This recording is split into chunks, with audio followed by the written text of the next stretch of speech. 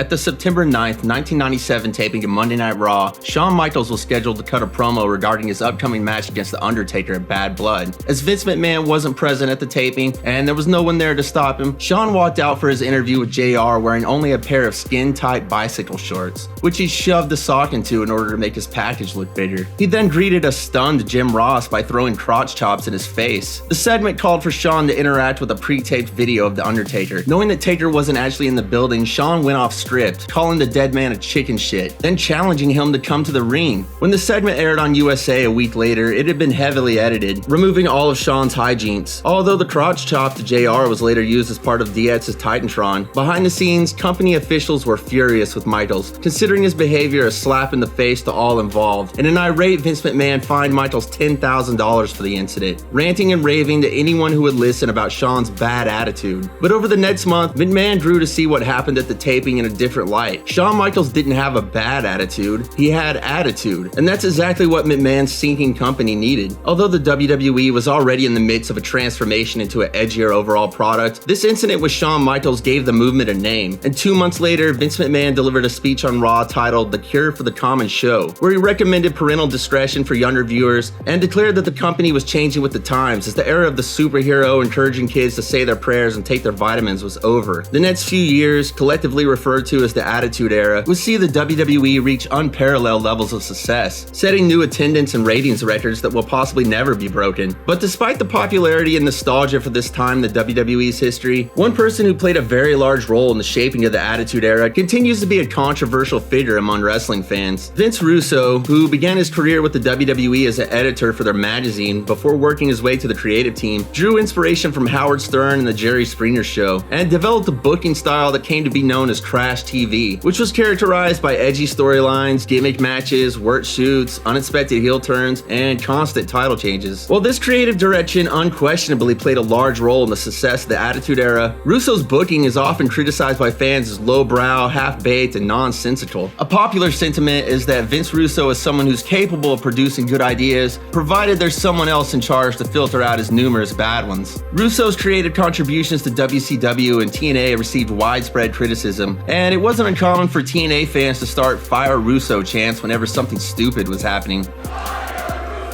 And you could see right there. While Vince McMahon may have acted as a filter to keep some of Russo's worst ideas off television, such as booking a match between Fred Goldman and O.J. Simpson for WrestleMania 12, he definitely didn't catch them all. And one of the last angles Russo booked for the WWE resulted in one of the worst matches in the company's history. This is the story of the Kennel from Hell. Al Snow began his WWE career in 1995 as Avatar, a masked martial arts character who quickly disappeared. After briefly being repackaged as a ninja known as Shinobi, he was renamed Leif Cassidy for a short run with Marty Jannetty as the New Rockers, before being sent to ECW, where he developed a gimmick as a madman driven insane by years of jobbing for the WWE, and began carrying a mannequin head to the ring, who he treated as a real person. At Russo's urging, Snow was recalled to the WWE in May of 1998, and was mostly used in a comedic role, competing for the newly christened Hardcore Championship due to his association with ECW. The Hardcore title was originally awarded to Mankind in late 1998, in a storyline where Vince McMahon was grooming him to be his potential corporate champion. Although the belt was only meant to advance this specific storyline, it ended up actually being defended and sticking around for almost 4 years. However, in February of 2000, Crash Holly established the 24/7 rule, which resulted in the title becoming a meaningless prop that once changed hands 10 times in a single show. But in late 99, the Hardcore Championship was still viewed as a legitimate title. Well, somewhat legitimate, I guess, as the July 12, 1999 episode of Raw saw Snow defend his prestigious Hardcore Championship in an evening gown match against Droz. After the match, Droz's partner, Prince Albert, came to the ring and savagely drove a railroad spike through the defenseless head's cranium. This attack caused Snow an enormous amount of psychological distress, as he showed up on Raw the next week in a full-on breakdown, begging his opponent for the night, the Big Boss Man, to make the voices stop. Boss Boss Man, real name Ray Traylor, began his career in Jim Crockett's promotion as Big Bubba Rogers, a henchman for Jim Cornette in the Midnight Express, but he left after feeling slighted over his payoff for the Skywalker match at Starrcade 87. Everyone else in the match received $10,000 while Traylor only got $5,000. He made his WWE debut in 1988 as the Big Boss Man, a prison guard gimmick based on his real-life former career as a corrections officer, and he almost immediately began working on top in a feud with Hulk Hogan. Boss Man left the company in 1993 for WCW, either due to dissatisfaction with his waning push, or according to Jim Cornette, due to concerns that as a supposed law and order of the WWE, fans would blame him for the company's steroid scandal and Vince McMahon's subsequent indictment taking place under his watch. He jumped to WCW as the Boss and challenged Rick Rude for the WCW International World Heavyweight Championship, basically a short-lived WCW continuation of the NWA World title, at Starrcade 93. But the WWE threatened legal action over the gimmick, and he was rechristened the Guardian Angel shortly thereafter, before returning to his original name of Big Bubba Rogers. Although he picked up a victory over Sting at Uncensored 95, and even main evented the first ever episode of Nitro against Hogan, Traylor was unable to recreate the momentum of his WWE run. With strong support from Russo, he was re-signed by the WWE in 1998, re-debuting in an updated take on the original gimmick as an enforcer for Vince McMahon's Corporation faction. It didn't take much coaxing for Boss Man to grant Snow his request, and he handcuffed the deeply troubled man to the ring ropes before beating him down with his nightstick. But the voices remained, and that Sunday, the Big Boss Man defeated Al Snow for the Hardcore title by pinning him against an iron gate, in a match that spanned the entire arena, and featured a pretty unfortunate botch where Boss Man tried to hit Snow with a malfunctioning golf cart. The next week, as Al rocks back and forth in anguish due to the never-ending voices in his head, a small chihuahua approached and appeared to speak with him. That Sunday on Heat, the dog, known as Pepper, explained to Al that if they stuck together and he dumped Head for good, the voices would finally stop. However, Pepper's idea the next night to flush Head down the toilet proved fruitless. Nevertheless, the two spent the next couple of weeks bonding, and Al made a run-in during Boss Man's match against Road Dogg on the August 9th episode of Raw. This attack made little sense, as the wire grate flew off the crate and the dog would have almost certainly followed it if it actually had been in the cage. But at the same time, the segment probably would have ended Al Snow's career if the audience actually believed Pepper was in the crate, so the angle's poor execution may have been by design. Either way, JR, the King, and Al Snow pretended Pepper was actually in the crate. In later interviews, Snow has claimed that the company wanted to move away from the Head gimmick, but couldn't due to its overwhelming popularity. Vince Russo had recently seen the movie Summer of Sam, which is based on real-life serial killer David Berkowitz, who claimed to have been ordered to carry out murders by a demon-possessed dog. Snow claims that he had deep concerns about the angle right away, as it violated a very well-known rule of show business, first coined by comedian W.C. Fields: never work with children or animals. Snow reportedly voiced his concerns to Russo and was assured the company would find a trained dog who he could interact with and play off of. However, when he showed up to TV and met Pepper, he was informed that the WWE had simply called the local veterinarian and found a random dog from a list of Chihuahua owners. Apparently showing some newfound concern for his pet's well-being, Snow left Pepper in his crate backstage during his hardcore match against Boss Man at the '99 SummerSlam. This match never even reached the ring, as the two immediately brawled backstage and Boss Man struck Snow with Pepper's crate, then casually discarded the cage off screen. Although the live crowd had no reaction to this and the crate was visibly empty on screen, JR and the King once again pretended Pepper was actually in the cage. Following Snow pinning Boss Man on a pool table in a bar across the street to win the title, he walked back to the arena and found Stevie Richards and the Blue Meanie holding the poor Chihuahua for unknown reasons. For equally unknown reasons, Snow immediately attacked both of them. Oddly, the King gave an update on Pepper during the next match, clarifying that the dog was not in the crate when the Boss Man threw it, and that he and Al Snow were safely backstage. Unfortunately, Snow and Pepper parted ways in the August 23rd episode of Raw, as while Snow was incapacitated by a powerbomb through a table by the Road Dogg, Boss Man ran to the ring and nabbed the pet taxi before speeding away in his town car, with Al Snow frantically chasing after him on foot, pleading for the return of his dog, which made absolutely no sense at all, as only moments later he was asking crew members if they'd seen Pepper, and on commentary Jerry Lawler remarked that Snow didn't realize that Boss Man had the dog at all, so why was he chasing him? August 26, 1999 saw the official debut of SmackDown on the UPN network, and midway through the show, Snow delivered a tearful promo in which he personally begged Boss Man to keep Pepper safe, offering anything he had to ensure his return. Boss Man responded in an exchange with Snow that same night, where he swore the dog was in good health and promised that he would return him, win, lose, or draw, if Snow agreed to put his hardcore championship on the line in a match that night. Of course, course, Al agreed, and after the break, Bossman returned to the ring with the poor dog muzzled. Ultimately, Snow was distracted by a conversation with Pepper at ringside, and a shot to the head with the nightstick resulted in the loss of his hardcore title. But shockingly, Bossman went back on his word and walked away with both the belt and the dog, who was clearly scared out of its mind. That Sunday's episode of Heat featured a segment paid for by the Al Snow and Pepper Foundation, where Snow pled with Bossman to return his dog, but warned that he wasn't offering a ransom. He was offering a reward to be paid to anyone who could bring Pepper home safely. He reiterated this in an interview with Michael Cole the next night on Raw, although the seriousness of the situation was kind of lost due to the sounds of people having sex off screen. Michael, I'm a desperate man. I mean, I don't know what to do. In a complete rib, the phone number listed at the bottom of this poster actually belonged to Val Venus, who was watching the show backstage and only realized what was going on when his cell phone rang, and some concerned citizen inquiring about the well-being of Pepper was on the other line. Venus claims he had to turn off the phone due to the non-stop ringing, and that it was still ringing off the hook hours later when he finally turned it back on. He ended up changing his number. Al's desperation seemed to have tugged at Bossman's heartstrings, as he called Snow to the ring that night to apologize for breaking his word. He explained that he lost the dog himself as a child, and he understood how Al felt. He said he wanted to make things right. In the interest of Pepper's safety, he left him with a friend, but promised that he'd return him if Snow came to his hotel room before the next SmackDown's taping. But when Snow arrived at Bossman's room that Thursday, he explained that he felt guilty about the whole episode and had sent Pepper to the groomer. He implored Snow to have dinner with him, as he was trying to bury the hatchet and felt horrible about the whole ordeal. To placate Bossman, Snow reluctantly agreed and dug in, and seconds later, and one of the most infamous moments in WWE history, Bossman revealed that Pepper was dead and Al was actually eating his best friend. According to Snow, this angle was based on an infamous rib by Mr. Fuji, where he supposedly cooked and fed a dog to another wrestler. Don't actually eat dog, do you?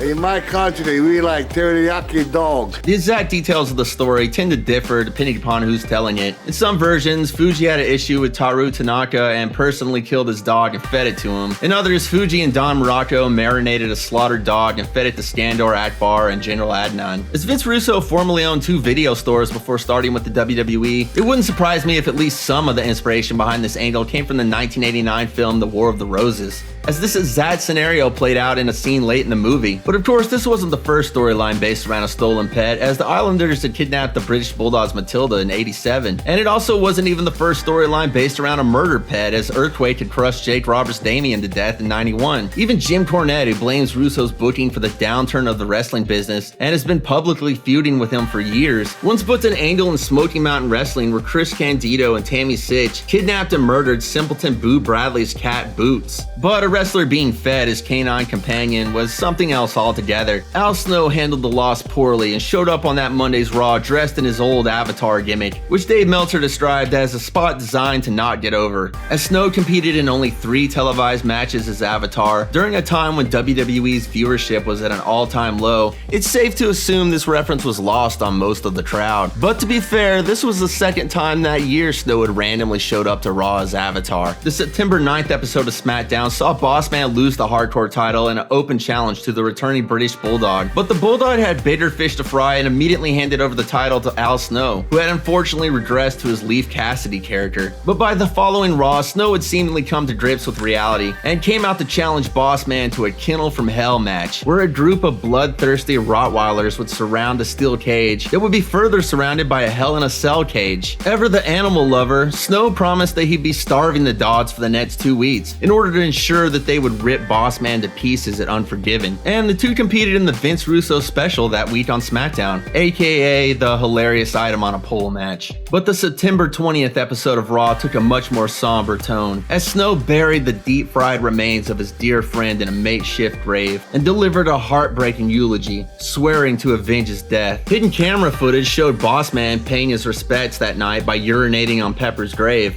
And on the go-home show of SmackDown, he further humiliated Snow by force-feeding him Alpo dog food.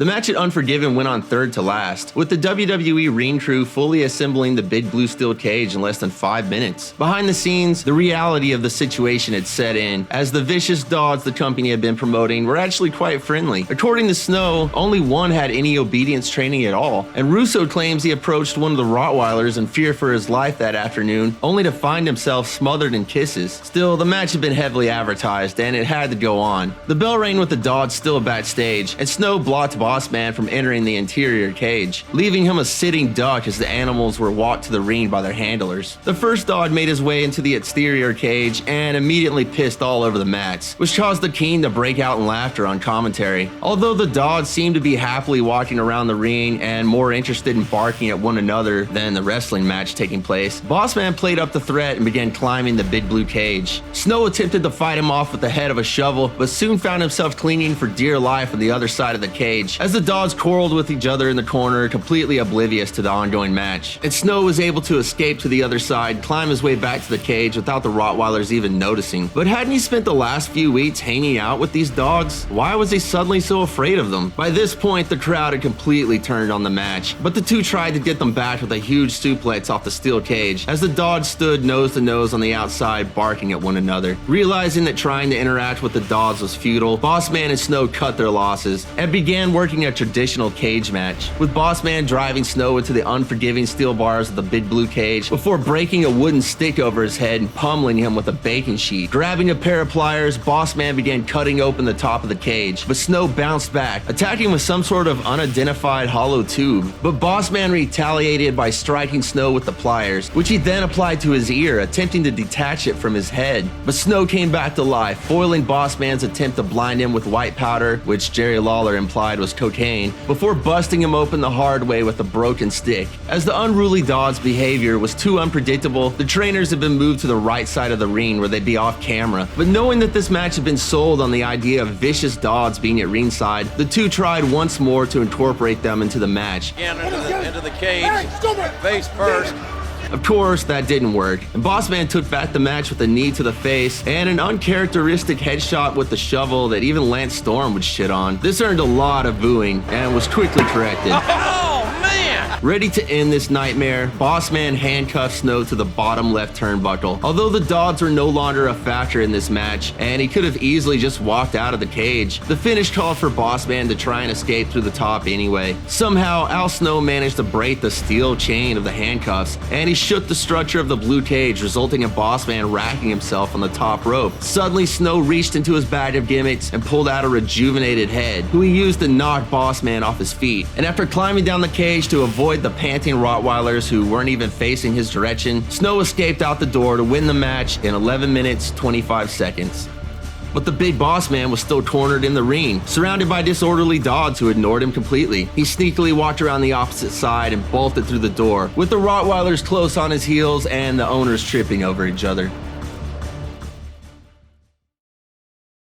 The Kennel from Hell match at Unforgiven was voted worst match of the night by readers of the Wrestling Observer newsletter and awarded -3 stars by Dave Meltzer, who called it among the all-time worst matches ever. In the Pro Wrestling Torch, Wade Keller awarded the match -1 star, highlighting quotes from JR's sarcastic burial on commentary. This match has some of those bowling shoe tendencies, King. This is one of the more unique matches I think I've ever seen. Speaking of commentary, this match was included in its entirety on Mick Foley's Hard Knocks and Cheap Pops DVD, with Mick providing his own commentary. Al Snow striking a blow for anybody who ever accidentally eaten their dog for dinner. The notoriously short-tempered Vince McMahon is said to have simply stood at the monitor backstage and laughed, fully accepting that the company would have to take it on the chin for booking such a surefire disaster. In a 2016 interview, Al Snow admitted that he and the Big Boss Man were embarrassed and angry for being put in such a ridiculous situation. He also claimed that Vince McMahon personally apologized to him for the match. Snow remarked that he and Boss Man did their best to salvage this mess and attempted to draw the crowd's attention away from the unruly dogs with the use of weapons. He further lamented that he disliked that the match was viewed as a joke and that he was blamed by ill-informed fans for the outcome, as he'd urged WWE officials to recruit trained performance dogs many times. The execution of this match was pretty bush league, which is unusual as the WWE has always been known for having very high production values and has been willing to build elaborate structures for other obscure gimmick matches. Instead of creating something unique for the match, they simply repurposed the old blue steel cage without even bothering to paint it, and then dropped the Hell in a Cell cage around it. On top of that, only 4 dogs were brought to ringside, so the handlers all had to crowd around each other on whatever side of the ring the wrestlers were working. And for that matter, what kayfabe explanation could there be for the handlers being there at all? The whole premise of this match was that man-eating hellhounds would be waiting to tear Boss Man, or I guess Al Snow, to shreds. Why would these savage beasts be on leashes? Doesn't having 4 seemingly normal-looking people walk around with the dogs kind of take away from the danger? In a 2014 editorial, Vince Russo took full blame for the disaster at Unforgiven, claiming that he booked the match envisioning a pack of killer canines at ringside, but no police department would loan out their dogs to be used in a wrestling angle. So they were stuck with whatever they could get, and he discounted how unpredictable the dogs would be. Despite Head playing into the finish of the match, Snow remained a solo act until November of that year, when his SummerSlam action figure was pulled from Walmart due to complaints from a university professor in Georgia, who claimed that the toy sent a poor message to her sons about the brutalization of women. This news story was picked up nationwide, so of course the WWE immediately brought Head back to television. The dog-eating fiasco helped establish the Big Boss Man as a hilariously evil psychopath, and he quickly entered a feud with the Big Show where he tormented him about the kayfabe passing of his father, even going so far as to hijack the corpse in a segment reportedly filmed in a public cemetery on a Sunday afternoon, in full view of a family who was burying their loved one. Vince Russo left the company and signed with WCW 7 days after Unforgiven 99 due to the stress of the constant travel tearing apart his family and having his workload essentially doubled by the debut of SmackDown, which he was expected to write with no increase in compensation. Well, this was a very silly and ridiculous storyline. Al Snow was a very silly and ridiculous character, and a dog kidnapping is a much better reason to have a fight than, say, an argument over the legal rights to the letter T, or a dispute over who gets to star in a Japanese shampoo commercial. Although I'm not sure Snow being the first to escape a steel cage can really be considered proper revenge for Bossman killing and feeding him his dog. This whole thing reminds me of a story about Tommy Dreamer wanting to do an angle in ECW where a sniper would legitimately shoot him with a real bullet, but Terry Funk talked him out of it, saying he'd have to come back and kill the guy or else fans wouldn't believe it. As for the match itself,